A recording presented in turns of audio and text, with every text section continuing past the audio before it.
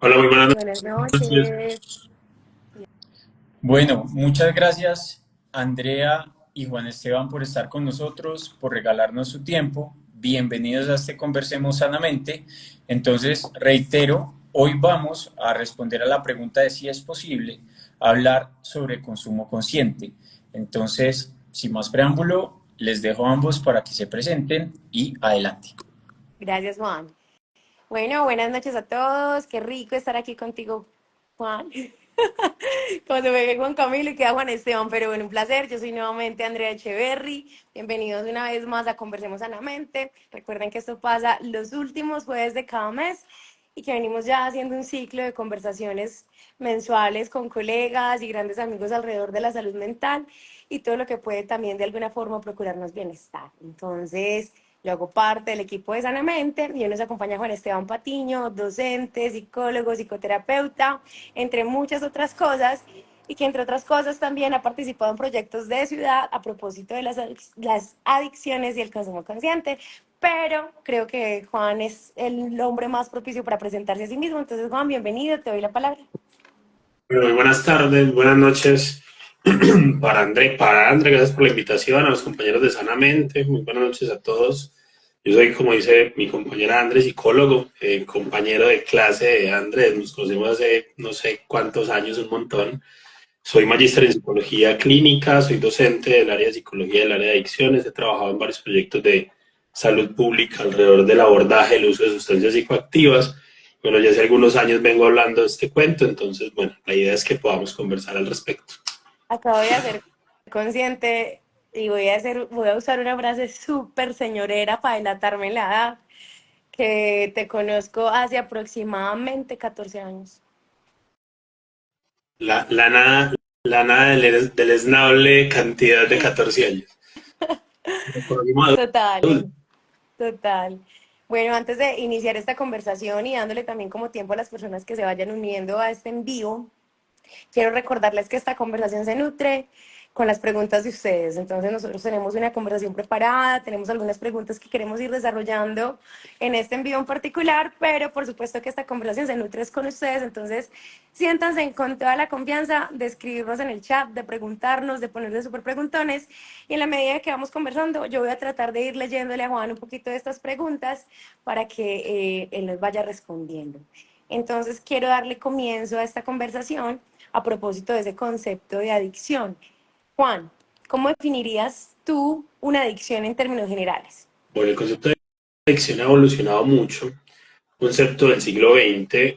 Antes del siglo XX ya se había hablado de algunos problemas con sustancias, pero digamos el concepto es propiamente del siglo XX y ha ido evolucionando sobre todo porque la lógica del uso de sustancias ha evolucionado también, la forma de verlo ha cambiado con el tiempo, pero en últimas estamos hablando de una conducta principalmente, estamos hablando de lo que denominamos comportamiento adicto, es precisamente eso, un comportamiento, si lo llevamos a la patología propiamente dicha, estamos hablando de un trastorno por uso de sustancias, sea la que sea, ¿cierto? O un trastorno por una práctica, porque también hay, digamos, adicciones no tóxicas o no químicas, es decir, que no tienen que ver con un agente que se ingresa al cuerpo de una u otra forma, sino que tienen que ver con una práctica que se torna compulsiva.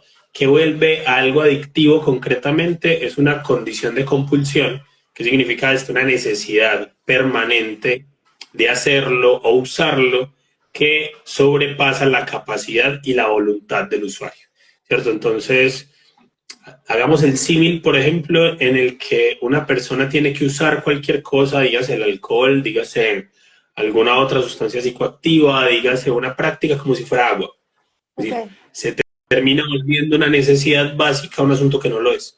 Entonces hay una relación compulsiva de uso, bueno, tiene un montón de características más, pero para irnos organizando en la definición, hay una compulsión, un uso de una sustancia, una práctica que implica una necesidad para el sujeto, ¿cierto? Una necesidad inaplazable muchas veces, una necesidad imposible de manejar, que esto también nos implica la condición patológica, es decir, no es voluntario para una persona decir voy a dejar de usar X o Y sustancia porque sí, porque me dijeron que está mal, porque tuve un problema legal, porque porque me dijeron que me va a dañar el hígado, ¿cierto? Porque los pulmones ya no me funcionan. La adicción implica una condición de necesidad. Ahora, me voy a adelantar un poquito, pero es importante decirlo cada vez que uno nombra el tema de adicción. No toda relación con las sustancias, ni siquiera con las que tienen un margen psicoactivo muy amplio, implica una adicción. Ok. La adicción es una posibilidad del uso, no una condición dada. Me encanta que lo menciones de esa forma y como yo soy una fiel creyente de que realmente uno aprende es como a través de los ejemplos, Juan. ¿Qué tal si nos das un ejemplo desde tu experiencia también como en la psicoterapia de cuáles son las señales más comunes de que un comportamiento se está convirtiendo en una adicción? Pero más como si nos pudieras traer el ejemplo como de alguna consulta, de alguna situación en especial, si de alguna experiencia que hayas tenido que acompañar. Bueno, hablemos de, por ejemplo, de las más comunes, la que más prevalencia tiene es el trastorno por uso de alcohol o la adicción al alcohol. Y entonces una de las señales importantes que vuelve, voy a hablar de alcohol y cannabis al tiempo porque es Ujú. muy similar a cómo se presenta en consulta, cuando el uso de una sustancia empieza a ser por una razón no recreativa. Sí, Entonces, el alcohol está inserto en la cultura, ¿cierto? Muy difícilmente una persona adulta no ha tenido al menos un encuentro con el alcohol, eso en salud pública se le llama prevalencia a vida. Pero si una persona empieza a hacer una referencia directa que cuando, por ejemplo, se siente triste, tiene que usar alcohol, que cuando va a dormir, tiene que usar cannabis, que cuando va a salir a trabajar, eventualmente a veces pasa, tiene que usar una u otra sustancia, a veces un estimulante, cuando hace parte de la vida en razón de su desarrollo, ahí decimos, listo, hay un signo inicial de alarma, no constituye el diagnóstico en sí mismo para un signo inicial de alarma. Otro es que está atravesado alrededor de la vida completa, ¿cierto? Es como, aún sin darse cuenta eventualmente, que hay una relación de dependencia, está insertada en otras condiciones de la vida. Pero pasa mucho con el tabaco o con el alcohol y es que si no fumo después de almorzar no hago digestión. Es que si no me tomo un roncito antes de dormir, la comida me cae mal. ¿Cierto? Hay una relación porque en últimas pues hay un uso, insistimos, compulsivo alto en años, pero hablemos de esas primeras señales, ¿cierto? Como señales. Parece extraño porque la cultura nuestra le tira muy duro al placer, sí, pero la forma menos riesgosa de usar cualquier sustancia es orientada a la búsqueda de experiencias placenteras. Cuando la búsqueda del uso de la sustancia es evitar el displacer, es la condición contraria, o es resolver un problema, ahí hay una alerta, ¿cierto? No necesariamente una adicción, pero ahí ya hay una alerta. Y aquí se está empezando a evolucionar un asunto porque, en últimas, hay un asunto externo, entiendas, inclusive a poner redes sociales, entiendas el uso de tabaco, entiendas el uso de cannabis, entiendas el uso de estimulantes, cualquiera sea él, que termina reemplazando un asunto que por lo menos dice la salud mental, el sujeto debería ser capaz de hacer solo. Entonces no es que yo no puedo dormir si no fumo. Dice, venga, aquí hay una dependencia que se está desarrollando. ¿Sí? Y hay dos frentes necesarios. Por ejemplo, con los usuarios de cannabis se propone muchas veces, aquí estamos hablando del escenario del consumo problemático. Ahorita hablamos que puede haber un consumo no problemático, perfectamente, pero en el escenario del consumo problemático, uno les propone que hagan un detox, ¿cierto? Uno dice, bueno, vos fumás cannabis, sí, ¿hace cuánto? Hace, no sé, 10 años. Cada tanto, no sé, 3 veces por semana, 4 veces por semana. Y así ha sido la dosis siempre, ¿no? Porque uno tiene que establecer como la ruta de este asunto. Sí, bueno, trata de dejarlo 15 días. No, no fui capaz, venga, hablemos del tema, ¿cierto? Ahí hay un asunto que no es tan voluntario. Porque muchas veces hay usos de sustancias, sobre todo cuando son legales. Cuando son ilegales, casi siempre que los llevan de la mano a veces a los adolescentes, venga, tiene un problema. Pero cuando son legales, muchas veces no son el motivo de consulta.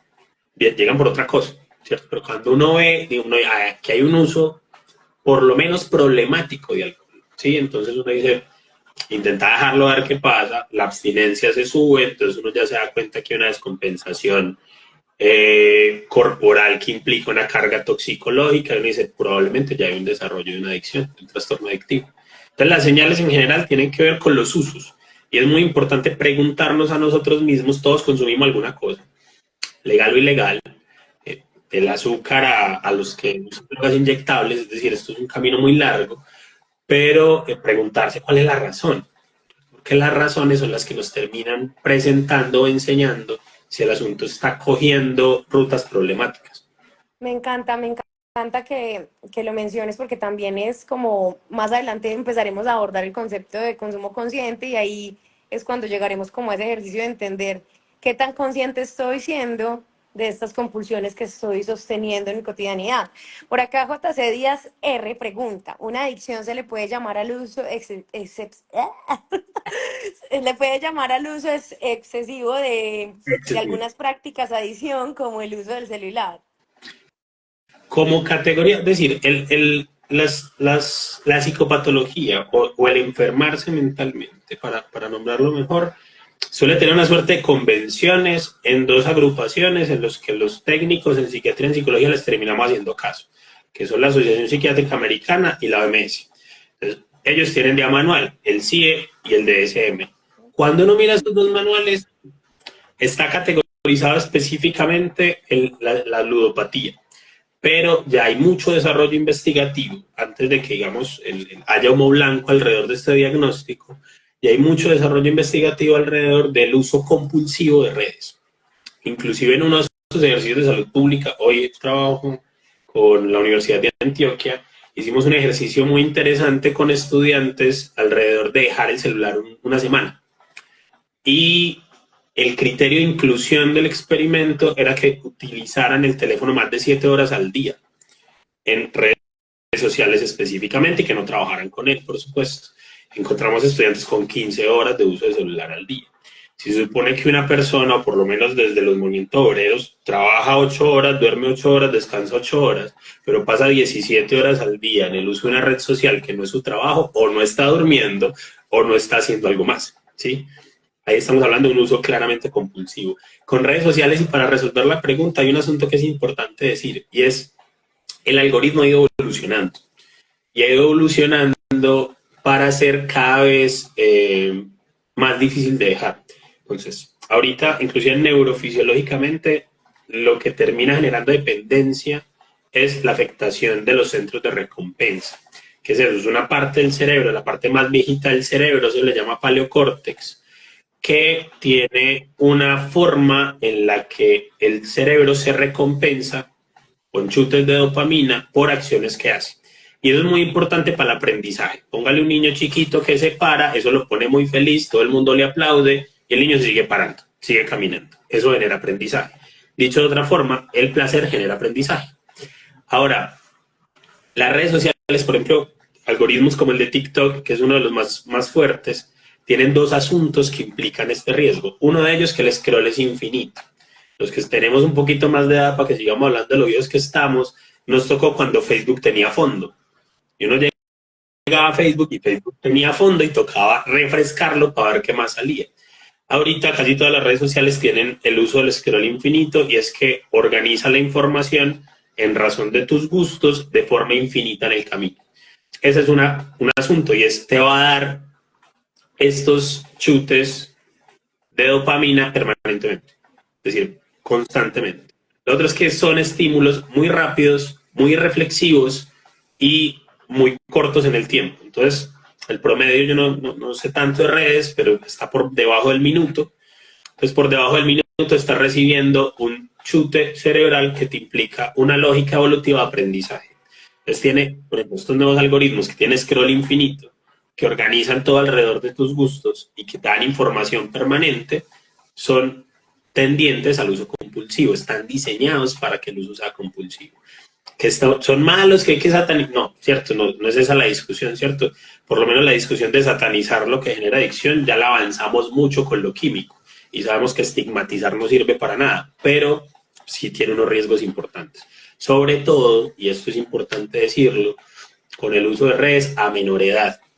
Uno con la edad va desarrollando un asunto que llama capacidad ejecutiva. La capacidad ejecutiva es cómo uno planifica, cómo uno genera mecanismos de espera, y eso se termina de desarrollar entre los 21 y los 26 años. Un pelado de 14 años con TikTok tiene muchos menos mecanismos de espera, neurológicamente inclusive, tiene menos capacidad de poner límites a eso. Ahí es cuando los límites tienen que venir de afuera. Pero entonces, para responder la redonda, sí, claramente sí, y hay bastantes estudios ya que soportan el tema. Me encantaría, Juan, que ampliemos entonces sobre esto, porque a propósito de esta pregunta, ¿cuáles son esos tipos o los diferentes tipos de adicciones? Y en este momento, sobre todo, como desde tu experiencia, ¿cuáles son esos que más prevalecen en esta cotidianidad hoy en día? Muy bien. Hay, digamos, como una división grande, gruesa, que son las tóxicas y las no tóxicas, las químicas y las no químicas. Tienen que ver, como les decía ahorita, alrededor de ingresar algo al cuerpo o un estímulo comportamental. Entonces, clásicamente, de las no químicas estaba la ludopatía, ¿cierto? Como el juego implicaba una relación compulsiva que afectaba varias esferas de la vida alrededor de, por ejemplo, los juegos de azar. Entonces, cuando uno dice ludopatía, se imagina el señor que huele a cigarrillo entrando al casino del centro. Pero en últimas, eso es una forma muy específica de ludopatía, pero hoy las apuestas están en el teléfono.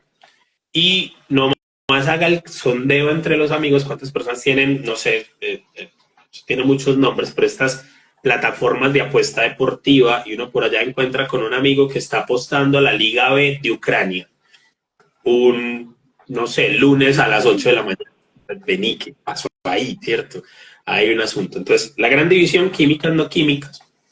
En las no químicas, y en las químicas también, en las no químicas hay un gran subregistro, digamos, se busca poca atención por esta vía cuando no es ludopatía y cuando no pone los bienes en riesgo, ¿cierto? Porque igual lo que terminan permitiendo estas aplicaciones es que las personas con muy poco dinero apuesten todo el tiempo, terminan gastando mucho dinero, ¿cierto? Pero es un modelo distinto que permite enganchar personas con menos recursos, eso genera menos alertas.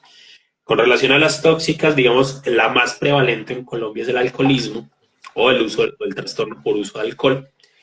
Eh, También está el trastorno por uso de estimulantes, principalmente cocaína.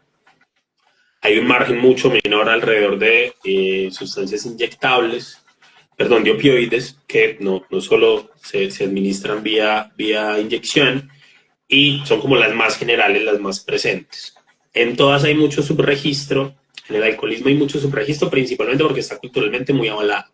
¿Sí? Uno no dice que el tío es alcohólico, no dice que el tío es borracho, que lleva siendo borracho Total. 40 años, que lo dejó la familia, que se quedó sin trabajo y que vive poniéndole problema a la abuela, pero si no es el tío borracho, el alcohólico no. Total.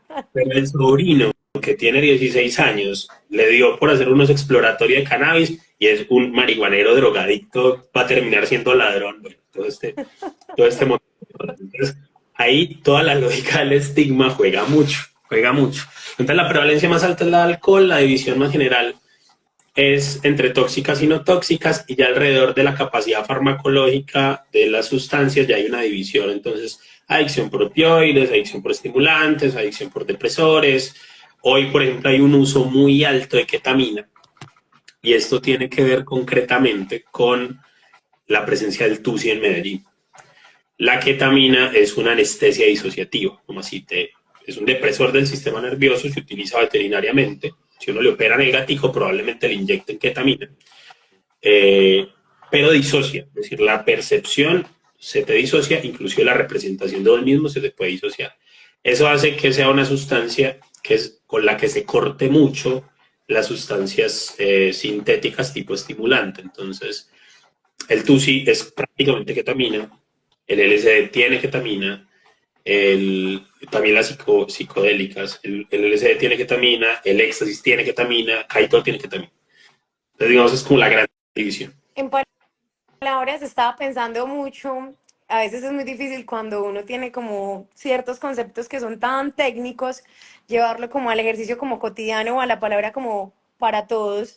Estaba pensando mucho cómo dar un ejemplo de cómo reacciona el cuerpo frente a esto que nos mencionas, Juan. O sea, como un ejemplo, cómo sería como el viaje común para una persona que utiliza sustancias como ketamina. Bueno, el tema es, primero hay una anestesia alta, como una anestesia.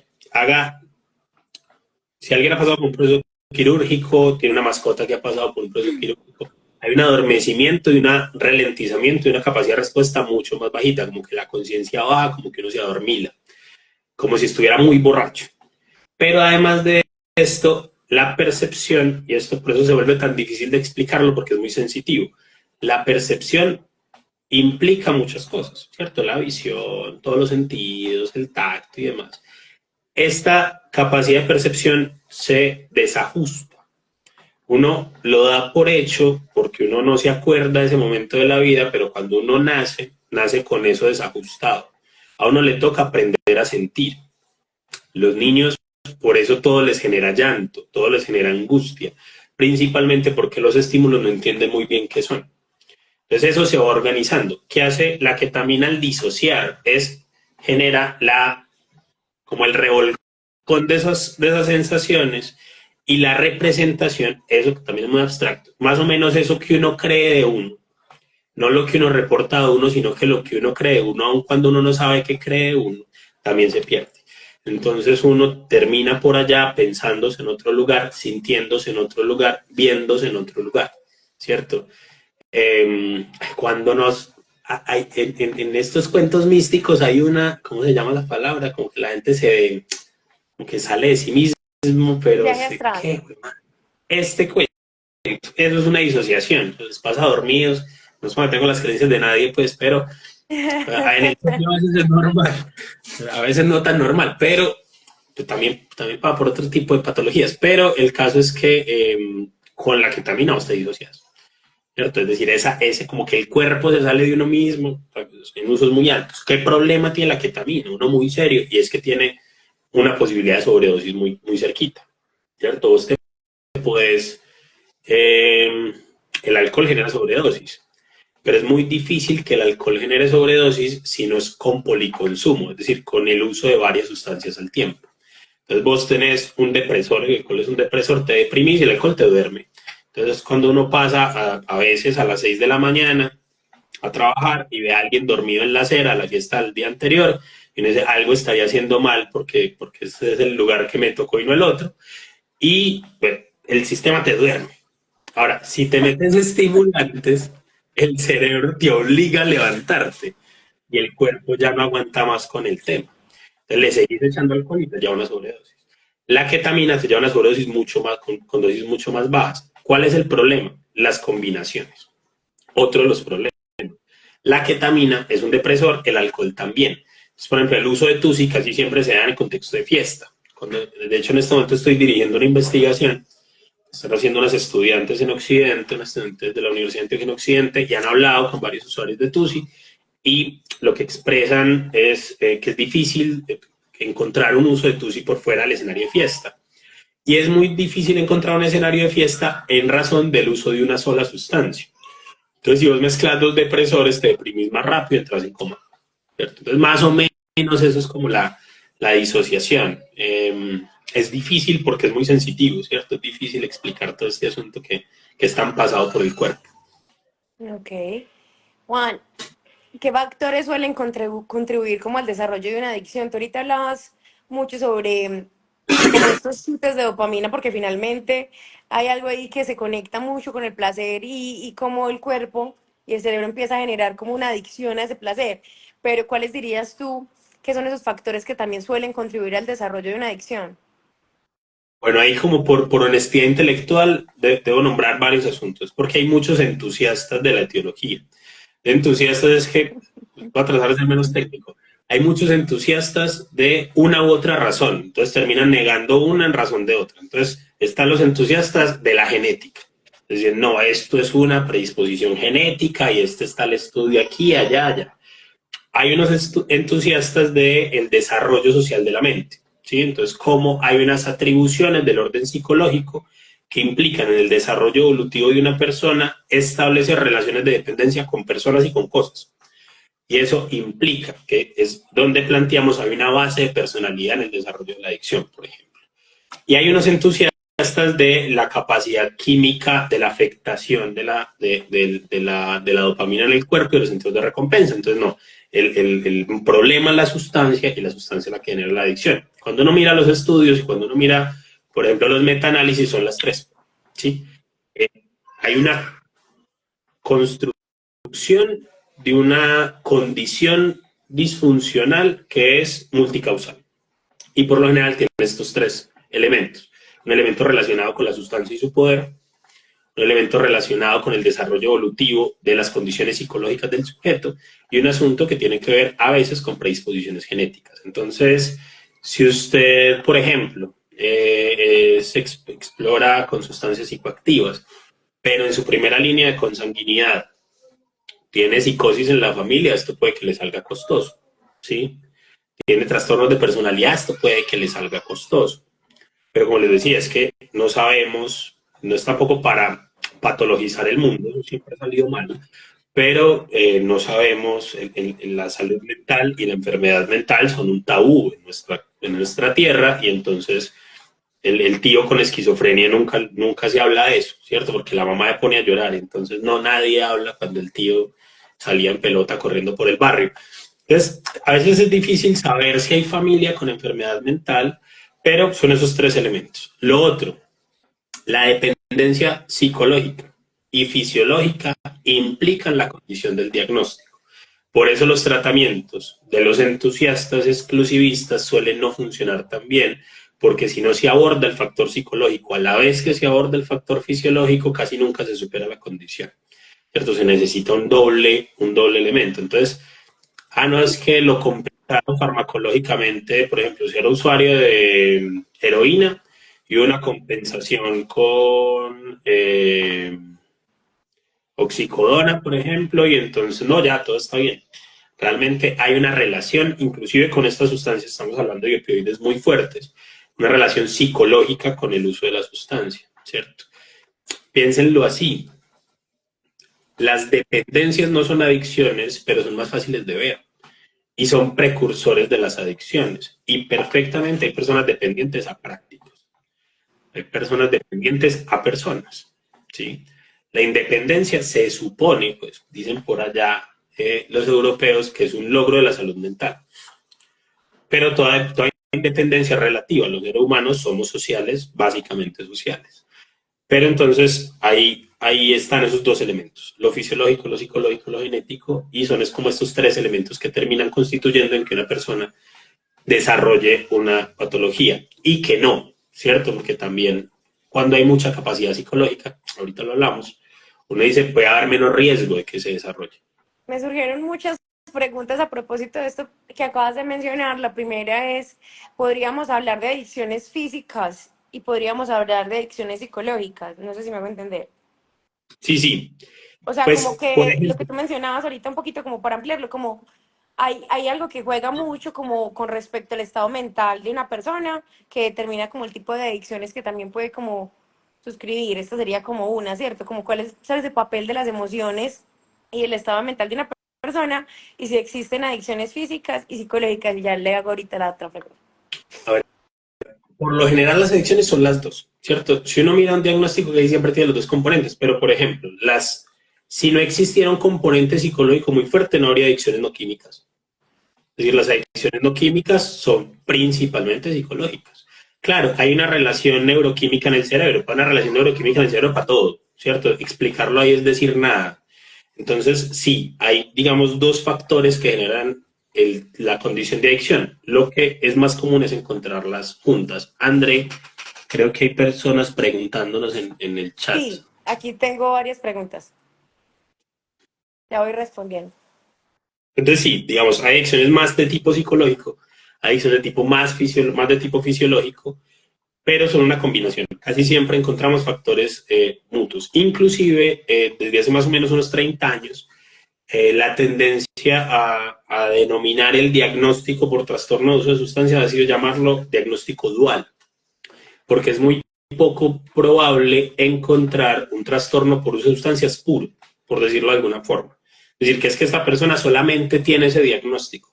Casi siempre que una persona tiene un diagnóstico por uso de sustancias, tiene de base otro diagnóstico del estado del ánimo, de la personalidad. Entonces, de ahí que denominan es diagnóstico dual. Es decir, por lo general hay una condición de base que implica el desarrollo del diagnóstico por uso de sustancias, sino que el uso de sustancias termina siendo un síntoma muy bulloso. La sociedad lo señala, el trabajo lo echa, se vuelve malo en sí mismo por la estigmatización. Por supuesto, no es que esté alentando esto, pero es un síntoma muy bulloso. Los síntomas de los trastornos del estado del ánimo no son tan bullosos, pues llora mucho, no le gusta salir, pues eventualmente aparece cortado, pero no le importa a la familia, no le importa a todo el mundo. Dios estaba fumando marihuana por un parque, pues la gente escandaliza. En Medellín no tanto. Bueno, yo a propósito de esto que mencionas, me gustaría también llevarle un ejemplo. Por ejemplo, de un paciente o de una situación con un estudiante, específicamente cómo podrías ejemplificar esto que nos estás diciendo. Por ejemplo, en términos de esas divisiones de los orígenes de los trastornos y de la combinación, es muy poco probable, por ejemplo, que una persona con un trastorno por uso de cannabis sea solo por uso de cannabis. El cannabis ha aumentado mucho su potencia en razón de la manipulación genética de la planta y de lo domesticada que está, pero que una persona desarrolle un trastorno por uso de cannabis de base, muy seguramente tiene otro trastorno. Uno ha entrado en eso. Por ejemplo, hubo una de las crisis de los opioides en Estados Unidos, la que se dio principalmente en los 90, que fue por la prescripción de medicamentos con carga alta en opioides, que eran casi que adicciones físicas, porque era una carga muy fuerte que estaban usando porque los médicos les prescribían. ¿Cierto? Esa fue la tercera crisis de opioides, ahorita están en la cuarta con el fentanil. Entonces son dos ejemplos distintos. En términos de pacientes, te digo que es muy difícil encontrar, o sea, es muy extraño que uno encuentre una persona con un trastorno por uso de sustancias y no tiene un trastorno de base. Es que en últimas uno podría implicar que el trastorno por uso de sustancias es más síntoma que etiología.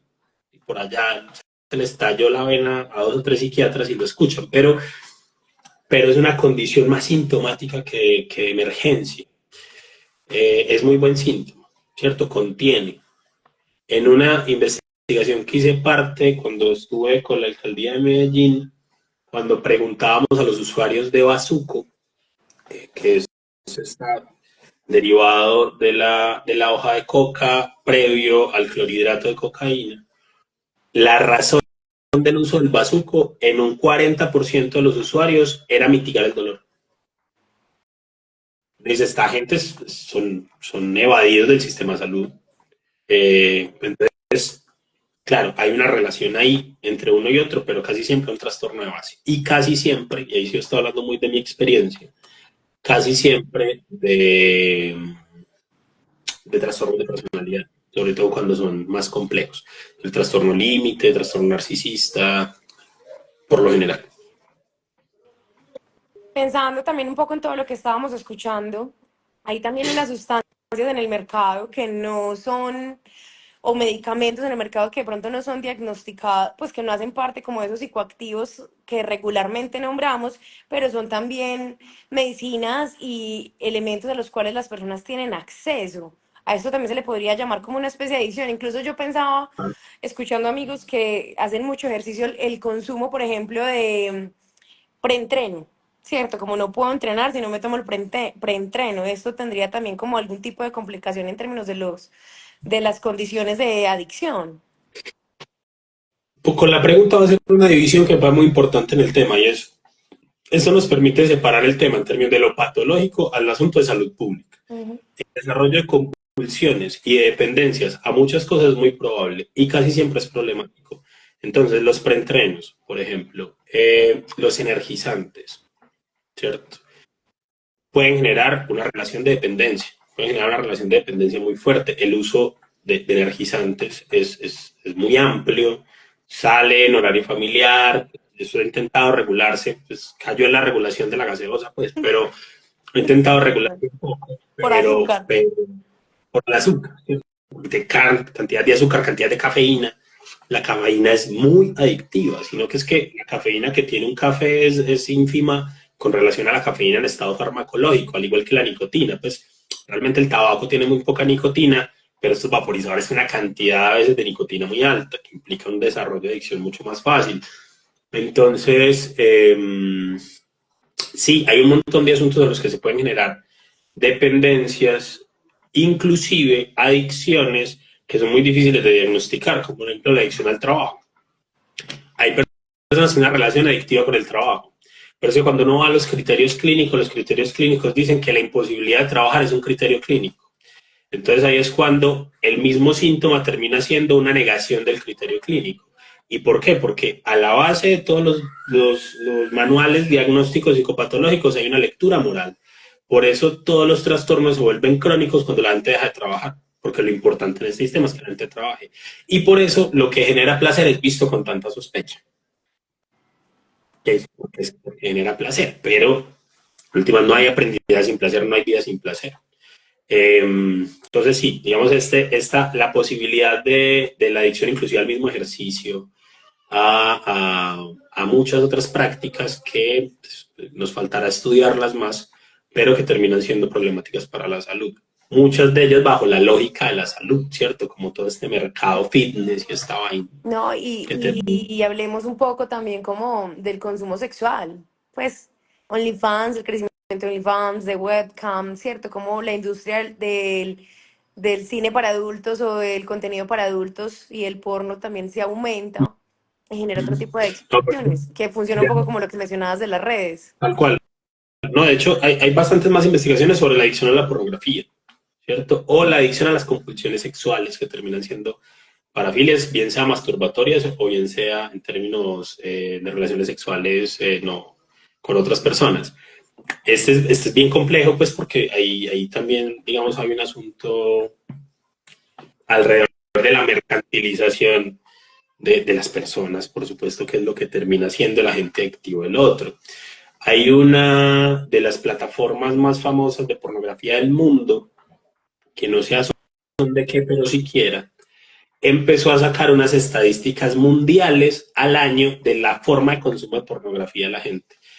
Son unos informes lo más de entretenidos, porque en últimas, ¿quiénes son las personas que más ven mujeres trans?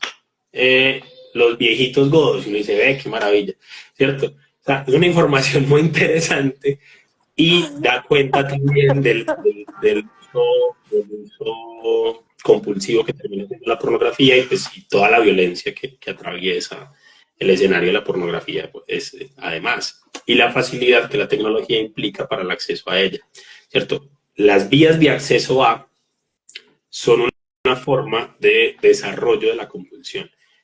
Se ha malinterpretado, ¿cierto? Porque en últimas dijeron, no, si la forma de acceder a algo que genera adicción es un problema, pues entonces declarémosle la guerra a las drogas y llevamos 70 años matando gente y las drogas de para arriba. Pero en últimas, por ejemplo, el uso del celular y la posibilidad de acceder a muchas condiciones, no más en el celular, una persona que tenga uso compulsivo de pornografía, uso compulsivo de apuestas, uso compulsivo de redes sociales, las tiene en la mano todas. Sí. O sea, hay un asunto alrededor del acceso y la facilidad que implica más fácilmente el desarrollo de esto. Para continuar con otro tema alrededor de las adicciones también, pero quiero cerrar un poco como el ítem de la adicción al sexo o al porno. ¿Cuándo podríamos decir que una persona está teniendo un problema de adicción? Porque creo que también dentro de lo sintomatológico es mucho más difícil de percibir cuando una persona está teniendo una adicción al sexo. No, y es O mucho sexo, más difícil pues, que se hable, y es mucho más difícil que se hable de ella. Principalmente, y en consulta, y inclusive hablando con otros terapeutas, tanto con hombres como con mujeres, cuando se empieza a hablar de las dificultades sexuales, uno ya va por la sesión 6, 5, 6, es decir, es un asunto que genera muchísima vergüenza. Y es muy difícil que lo pongan sobre la mesa. Cuando uno atiende a adolescentes, eventualmente llevan a los adolescentes casi de la oreja porque lo encontraban masturbándose. Y uno en últimas termina haciendo psicopedagogía con los papás para que lo dejen tranquilo. Pero cuando se habla de dificultades sexuales, se demoran mucho en decirlo en los escenarios de intervención, se habla muy poco del tema. Pero es lo mismo, es decir, pensemos sobre esta idea básica del desarrollo de la adicción. Si hay una necesidad casi que inaplazable e intramitable para el uso de algo, implica el desarrollo. Y hay personas que tienen esa relación con la pornografía. ¿Sí? Entonces eso implica, por ejemplo, la necesidad de ponerle altos al asunto. La adicción al sexo existe, ¿sí? Pero es estadísticamente ínfima. Sí, tiene que ver más con la negación de la sexualidad de las mujeres, todo lo que se ha dicho todos estos años alrededor de la adicción al sexo, que su existencia y su prevalencia real. Es decir, existe, hay personas con adicción muy alta, pero la prevalencia es muy bajita. pero la pornografía, digamos, la prevalencia es bastante más alta. Y tiene que ver con eso, con la necesidad permanente, el deseo permanente, la ocupación mental del uso de, la imposibilidad de separarlo de otros espacios y que empiece a interrumpir esferas, ¿cierto? Ejemplo, Más allá, ¿cómo? ejemplo, un ejemplo. Por ejemplo, más allá de la discusión moral de lo que implica la violencia de la industria de la pornografía, es más o menos esperable que las personas hoy tengan algún acceso a la pornografía. Ahora, que una persona esté viendo pornografía en el horario laboral implica que hay un mecanismo de espera que no logró, ¿cierto? Es decir, que esté en el computador del trabajo, por ejemplo, mirando pornografía, uno dice, aquí hay algo que no le implica a esta persona la posibilidad de separar algo que le genera, no sé, deseo, gusto, placer. Por ejemplo, el hecho de que termine viendo pornografía sin darse cuenta, ¿cierto? Que entró, no sé, a pagar los servicios y terminó viendo pornografía, ¿cierto? Ahí también hay un ejemplo muy concreto de algo que puede generar una alerta, un riesgo, ¿cierto? Inclusive hay varias, ya en el área de la sexología, varias relaciones que han hecho entre disfunciones sexuales y otras parafilias y el uso de pornografía compulsivo. Y además, esto todo sin tocar el tema moral, que también lo tiene, digamos, es bastante profundo. Y también el asunto de que se constituya una patología sexual propiamente dicha, que es que una persona no se pueda excitar sin, ¿cierto? Si una persona no puede llegar a la excitación, si es un hombre una erección, si es una mujer a la excitación en general, si no es por medio del uso de pornografía, ya hay un uso dependiente de... Sí, ahí estamos, digamos, 3, 4 síntomas que no. Perfecto. Voy a responder dos preguntas del público. La primera pregunta es de Laura Osa y ella nos pregunta, valga la redundancia, si es cierto que en Medellín predomina el consumo de tusi por mujeres y cómo se explicaría este fenómeno. Hola Laura, picos. Laura es parcera. No, sí, yo sé, Laura, pero me da mucha risa. realmente no hay estudio. El último estudio de prevalencia, la gobernación sacó uno el año pasado, en la Escuela contra la Drogadicción concretamente, y no aparece punteando el uso de TUSI en mujeres, y el anterior es de 2019 y el TUSI no había explotado en su fenómeno. Entonces hay estudios parciales, pero realmente no hay un estudio de prevalencia que nos pueda permitir decir eso. Si hay una relación de consumo de TUSI, digamos que se ha logrado mostrar más con población joven, y tiene que ver en parte con la expansión psicodélica de la ciudad, también con el uso, con las dinámicas que implican ciertas migraciones, sobre todo de la parte norte del mundo, pero realmente no, los estudios de prevalencia no lo han planteado. Puede que haya asuntos preliminares que no conozca. Voy a tratar de aventurarme a decir por qué puede ser el asunto, ¿sí? Vamos especulando un poquito. El uso de TUSI es una sustancia que genera huella de consumo baja. Cuando digo huella de consumo baja es que difícilmente alguien se puede dar cuenta de su uso, al igual que la cocaína, ¿cierto? Es un estimulante, perdón, es un depresor, y eso puede implicar también el soportar algunas situaciones de fiesta. Inclusive, estoy hablando mucho de esta investigación que estoy dirigiendo, pues porque es la información que tengo a la mano, y pues algunos de los participantes, una de ellas mujer, nos decía, es la única forma que tengo para aguantar la fiesta. Ya no en razón de la activación, aunque en el TUSI hay mezclas también de cocaína, pero sí en razón de la anestesia que le genera el no sentir el cansancio. Pero realmente no hay estudios de prevalencia que nos dejan decir eso con la claridad que lo necesitamos. Dicho sea de paso, los estudios de prevalencia que tienen un problema gravísimo, y es que todos se hacen con metodologías distintas. Entonces el DANE hace estudios de prevalencia en uso de sustancias con una metodología. Alcaldía XY whatever hace uso de estudio de prevalencia con otra metodología. Y si vos utilizas metodologías distintas, no puedes cruzar los datos. Entonces, hoy tenemos un problema para entender las prevalencias en uso de sustancias. No sé si eso de pronto lo contesta. Bueno, Johan Sebastián Vallejo pregunta cómo se relaciona el consumo de sustancias con el sistema económico y político actual. Estamos observando una tendencia hacia el uso de drogas que presentan una menor percepción de riesgo. Gran pregunta, Sebas. Lo voy a poner en estos términos. El uso de sustancias hace parte de la cultura de la humanidad desde la humanidad misma. no se ha encontrado ningún asentamiento humano que tenga levantamiento antropológico que no tenga uso de alguna sustancia. Es decir, las sustancias hacen parte de nosotros. Casi todo en el mundo traba. Y los seres humanos hemos ido por ahí probando hierbas, hongos, cortezas, sapos, y hay todo traba. Hay usos, y casi todos los usos son usos rituales. Esto hasta que el capitalismo aparece. La relación de mercantilización, del placer, del acceso al placer, y entender, porque es decir, el capitalismo es más que un mero sistema económico, también termina creando un sujeto para ese sistema económico. Y en últimas, esto que denominan los sacerdotes del capitalismo, que son los economistas, como el Homo economicus, termina siendo un sujeto que se entiende alrededor de la posibilidad del consumo en la maxificación de beneficios. Es un mito, por supuesto, pero la relación del sujeto con el placer es la relación del sujeto con el consumo en nuestro sistema social y político. Eso implica, por ejemplo, que una persona se le esté nombrando y reforzando todo el tiempo y educando para entender que el placer al placer se acerca por medio del consumo, pero cuando termina consumiendo una y otra cosa, entonces ya no, ¿cierto? Esa es ilegal, ¿cierto? Pero si usted va a gastarse la tarjeta de crédito en zapatos, no. Pero si usted, no sé, va a consumir otra cosa, eso es otro consumo, ese consumo, si no. Entonces digamos que la relación entre la adicción, la prevalencia y el sistema económico es directa, como lo es entre la prevalencia de depresión y la construcción del sujeto del capitalismo que vivimos hoy.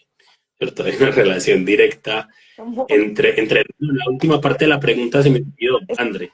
¿Ese es Estamos cuál? observando una tendencia hacia el uso de drogas que presentan percepción de riesgo. Un poco lo que estábamos Ay, hablando como el consumo de tus y de cocaína, ya. sí, en Una efecto. percepción del riesgo, es que se me fue la señal un momentico. Sí, digamos inclusive alrededor de la matización de los efectos iniciales. Por ejemplo, inclusive el alcohol. Las generaciones más jóvenes están usando un alcohol muy alto, pero con un buque muy poco fuerte. Nosotros todavía terminamos siendo la generación de los que terminamos tomando shots de tragos casi puros que se sentían, ¿cierto? Entonces uno sentía al Ron Medellín 3 años bajar como un gato cogido de la cola por la garganta. Ahorita es alcohol muy alto, pero con muchísimo azúcar para que no se sienta. El uso de los colores, es decir, hay todo un manejo de marketing que antes no estaba planteado alrededor del uso de sustancias. Y eso también con la relación de los escenarios de consumo, inclusive con la relación de las personas que hacen escenarios de reducción de riesgos y daños. Es que el, el, el, la, la ilegalización de las sustancias termina siendo muy buen negocio casi para todo el mundo, hasta para los que hablan de salud. Total. Entonces, hay gente por allá monopolizando el testeo de sustancias, diciendo que solo son ellos, pero entonces, ¿dónde lo hacen? En fiestas electrónicas, donde vale 600.000 pesos pagar la boleta para entrar. No es esto para estigmatizar las fiestas electrónicas. En Campo Valdés hay unas fiestas de guaracha las hijueputas. Y son ese boleo de tusi tan impresionante, pero a nadie le importa ir a testear allá porque los pelados tienen que pagar una prueba, ¿cierto? Es un asunto que está completamente atravesado por la condición de mercado. Me encanta. Esto casi que abre como una arista para conversar luego de marketing, placer y culpa. Se me ocurre el nombre para hablar de algo, porque cómo está relacionado el placer con el marketing actual, pero a la vez incluso como el encuentro en el placer genera tanta culpa, tanta culpa. Bueno, como se nos está acabando el tiempo, creo que me parece importante que pasemos al concepto de consumo consciente. ¿Cuándo hablamos o qué significa realmente entonces el concepto de consumo consciente, Juan? Bueno, hay un asunto ahí que es importante explicar y lo decía al principio, la forma de uso de sustancias ha evolucionado, la forma de diagnosticarlo y abordarlo ha evolucionado, pero seríamos muy miopes al no plantear que hay una relación entre los escenarios sanitarios, para seguir inclusive con la pregunta de Sebastián, y la lógica económico y política del mundo. ¿Qué significa esto? En términos técnicos, casi que hasta hace unos 30 años, bueno, 30 es que ya estamos en 2020, en 2024, hasta hace unos 40 años más o menos, se planteaba que la única posibilidad de abordar el uso de sustancias era la abstinencia, ¿cierto? No hay otra opción, ¿cierto? O es abstinencia o es adicto, ¿cierto? Hay una relación entre que el usuario de sustancias es un enfermo, un delincuente, pero que no puede ser una persona acercándose a los placeres de una u otra forma. Si volvemos a ese argumento ahorita, hay un uso de sustancias de todas las sociedades, siempre ha estado, y eso implica una discusión moral entre lo legal y lo ilegal. La abstinencia termina siendo un criterio político al interior de los criterios sanitarios o los criterios de salud. Cuando pensamos en el consumo consciente, es precisamente entender que el sujeto, que la relación del sujeto con el placer es imposible de evadir, que inclusive, y si nos vamos a la filosofía, Epicurio lo planteaba como la base de la vida humana, el placer. Es una condición ineludible, pero hay un grupo específico de escenarios de placer que están negados por condiciones políticas, que es la prohibición a las drogas, que es derivada de la guerra contra las drogas. Entonces, cuando se abre el panorama técnico para entender qué es lo que, listo, lo decíamos ahorita, que es una adicción, implica que una persona tenga problemas en el desarrollo de su vida por el uso de una sustancia o una práctica.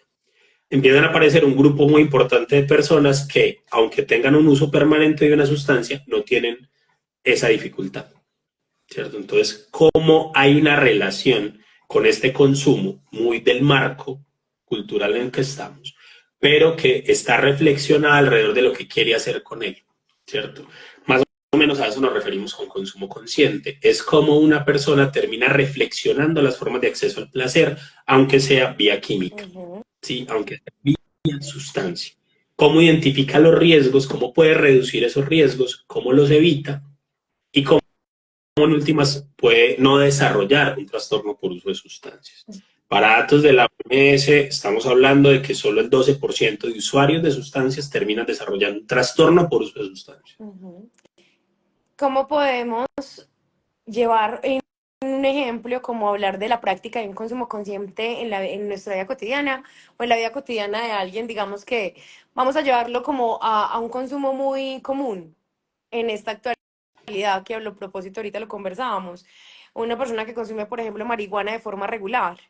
Listo. Y esto lo pongo sobre la mesa, Juan, porque tú mencionabas ahorita algo que es muy importante y desde mi experiencia en el área de gestión humana y desde lo organizacional, esto es una pregunta que nos estamos haciendo porque hay tres situaciones. La primera, el consumo de marihuana cada vez tiene una prevalencia de lo legal, pero tiene una incidencia dentro de lo institucional y lo organizacional que cancela, ¿cierto? Entonces hay muchos mecanismos dentro de las compañías o las organizaciones que anulan la posibilidad de acceso al trabajo para una persona que consume marihuana, pero cada vez hay más personas consumiendo marihuana, entonces como que la demanda y la oferta empieza a desnivelarse y entonces aquí la empresa empieza a preguntarse qué vamos a hacer.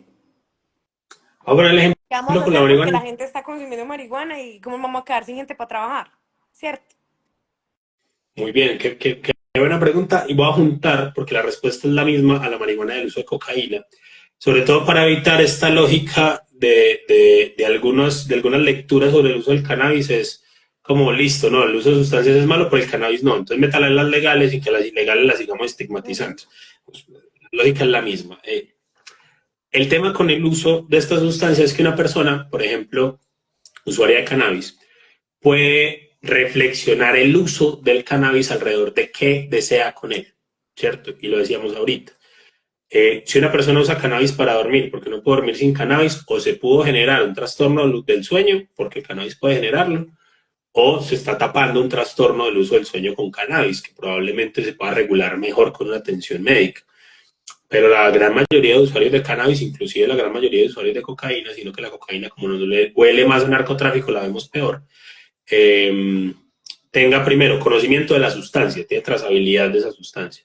Hay una lógica que se ha discutido mucho, que la plantea un autor denominado Simberg, y por eso el triángulo de Simberg, que dice, la forma de entender menos riesgo es ver tres variables: sustancia, sujeto, contexto.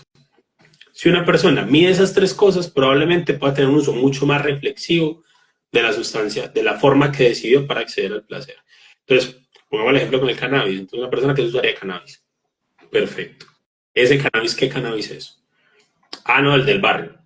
Listo. Estamos hablando de un cannabis que está atravesado por una lógica de ilegalidad que te implica la relación con un grupo paramilitar para acceder a él y que además cuando testeamos ese cannabis por espectrometría de traza líquida, que es una prueba de laboratorio que nos dice la cuantificación de los cannabinoides, nos dice, esto es un cannabis de alta potencia, que cuando los jardineros lo analizan se dan cuenta que tiene hongos, ¿cierto? Entonces dice, listo, está accediendo a una sustancia riesgosa, sin saberlo.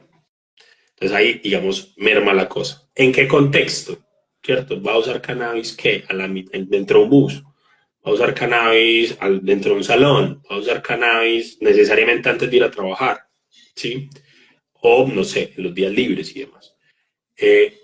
Contexto.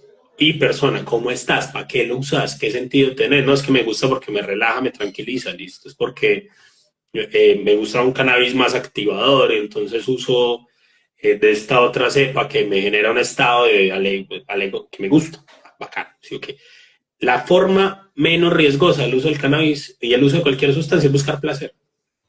Si estás buscando otra cosa de entrada, estás compensando algo que eventualmente no has logrado resolver. Entonces, la posibilidad, lo mismo con la cocaína. Aquí una persona usa cocaína. El promedio de presencia de cocaína en el Perico de Medellín es 30%. El otro porcentaje es un purgante para ganado que se llama levamisol, cafeína en estado farmacológico y lidocaína. Ya usted decide si se quiere meter eso por las ñatas o no, ¿cierto?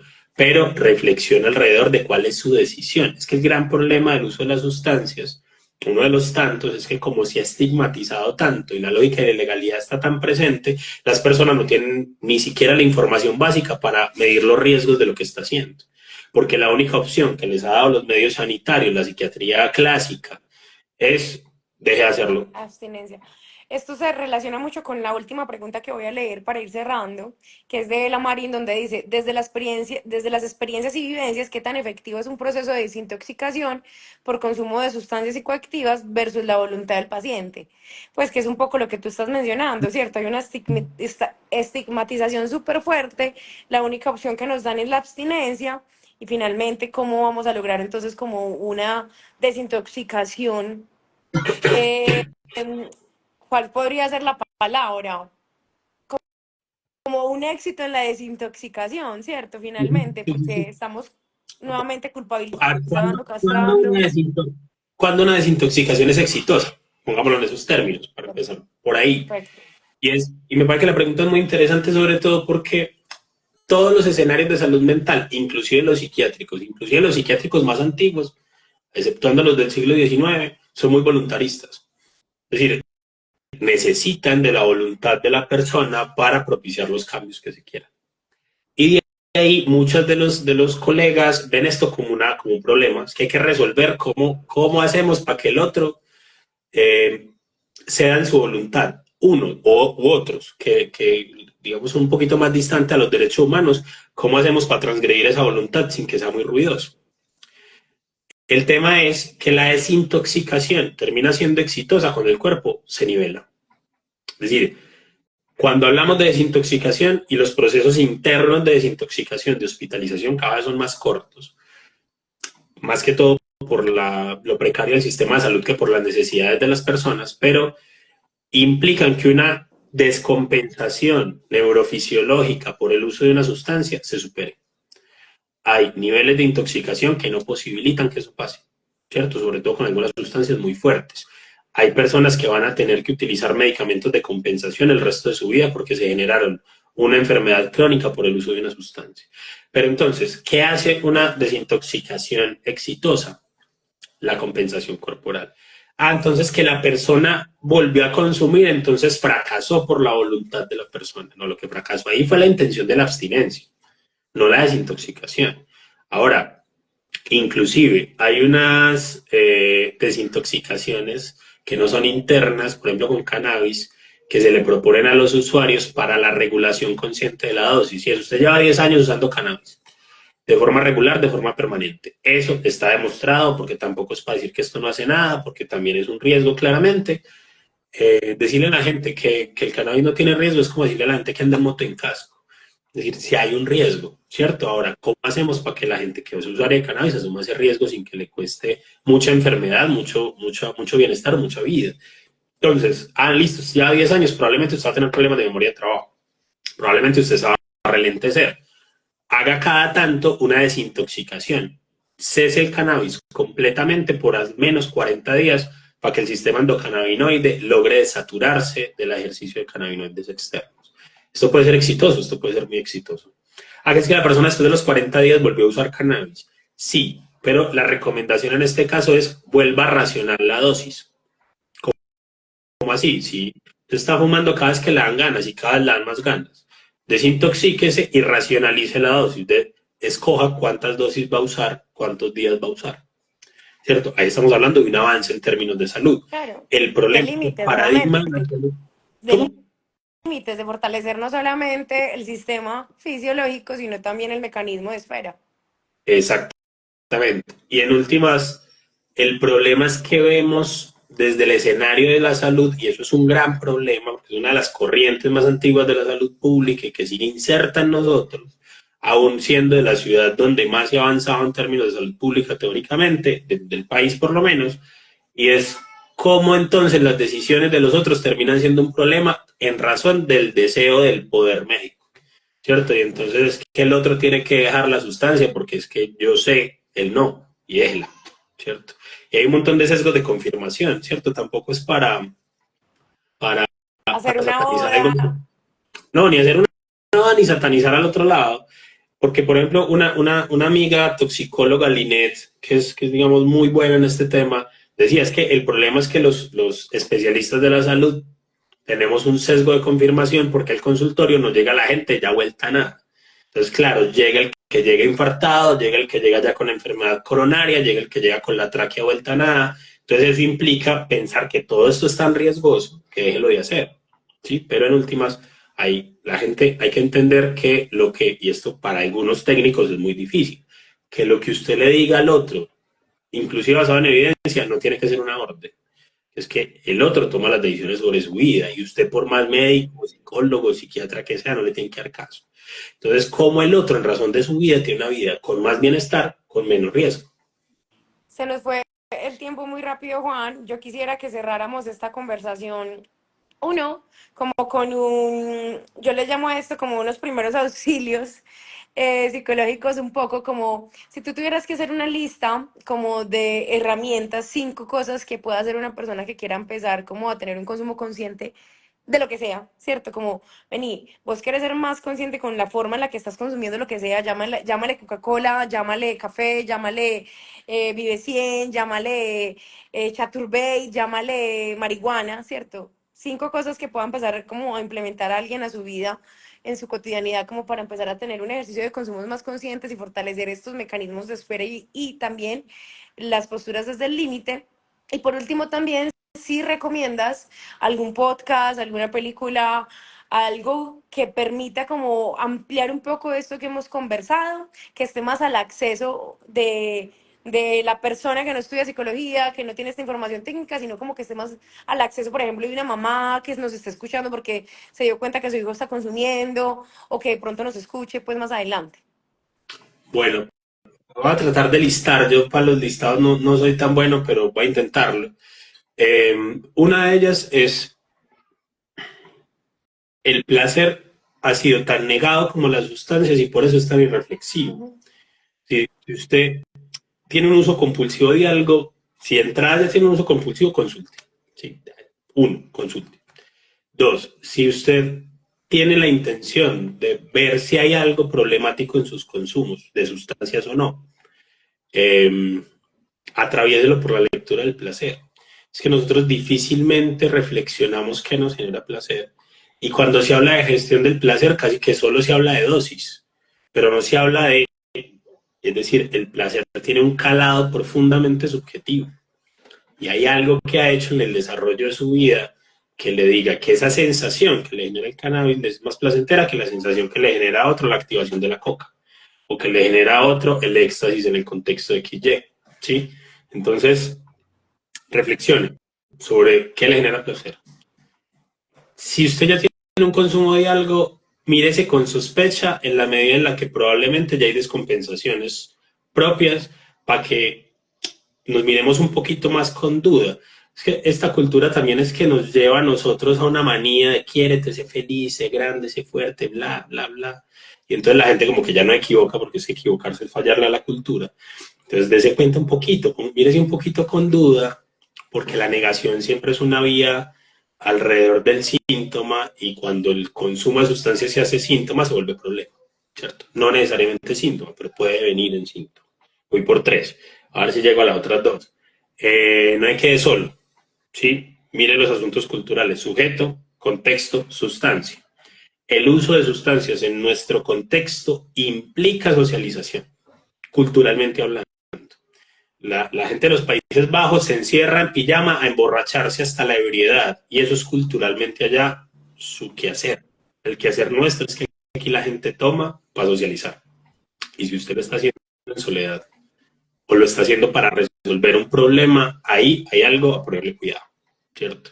Bien sea ir a caminar por un centro comercial, que termina siendo la sustitución capitalista de los parques, porque ya no hay espacio público, ya hay centros comerciales. Bien sea ir a, no sé, a atracar la nevera como un tiranosaurio rex, o bien sea usar, no sé, cannabis, un estimulante o cualquier cosa. Entonces, iba a ver si llego a la quinta. No, vaya terapia que siempre encuentra algo y siempre le sirve. Es más barato de lo que parece, porque ahorramos mucho después de que salimos de allá. Perfecto. Bueno, Juan, muchísimas gracias. Yo creo que estas conversaciones siempre nos dejan muy iniciados, por eso se trata también como que esta conversación de Conversemos Sanamente nos permita conectarnos un poco con esas reflexiones y esas preguntas personales que nos lleven a cuestionarnos o a intentar nuevas formas y diferentes formas de no conectarnos con nosotros mismos. Eso por un lado. Y por otro lado, también pues creo que cada una de las conversaciones que hemos tenido aquí en Conversemos Sanamente nos invita profundamente a hacer un ejercicio súper profundo de conocernos, de preguntarnos a nosotros mismos cuál es el lugar que habitamos y desde dónde lo habitamos también. Y creo que esta pregunta es una pregunta que todavía no habíamos hecho en estas conversaciones y que sería súper linda resaltar también, y es: ¿qué me genera placer? Porque mucho de eso que está conectado con el placer está conectado con la culpa. Entonces, reconocer que me genera placer para también trascender la culpa me permite empezar a socializarme de otra forma también con la vida. Juan, muchísimas gracias por este espacio. Juan al cuadrado, Juan Camilo, Juan Esteban, gracias por acompañarnos hoy en Conversemos Sanamente. Recuerden que esta conversación queda colgada en nuestro Instagram, en conexión con Juan, en conexión con mi Instagram también. Esto va colgado también en Spotify, en YouTube, como contenido de podcast, por si consideran que es información de valor y que quieren compartir con otras personas para que sigamos conversando sanamente. Entonces, a Juan y a Juan Camilo también, muchas gracias y feliz noche para todos. André, muchas gracias a ti por la invitación y al equipo de Sanamente. Que estén muy bien. Chao. Gracias a los dos, feliz noche, que estén bien y gracias a todas las personas conectadas.